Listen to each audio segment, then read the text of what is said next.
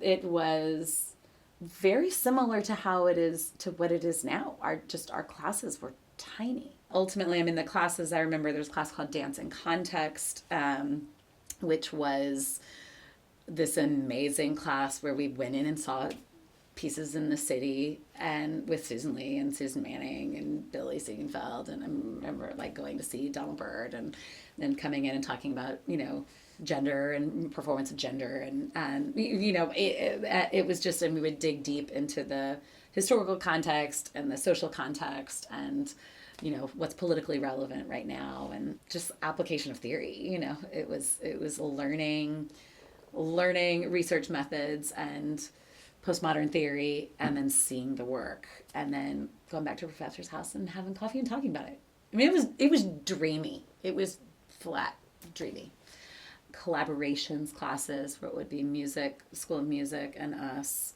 And the us were like three of us, so it'd be three dancers and three musicians and just unbelievable attention. I mean, it absolutely is why.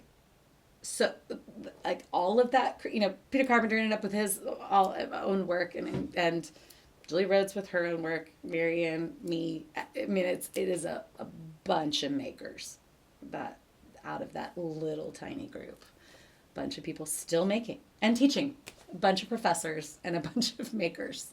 I felt really lucky because I was the baby of I was 5 years younger maybe than most of them, and really did kind of got brought along.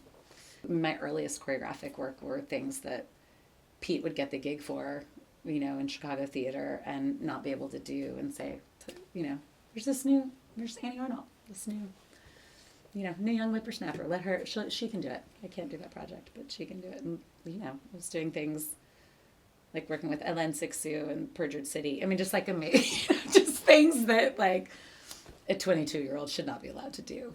And I got to do.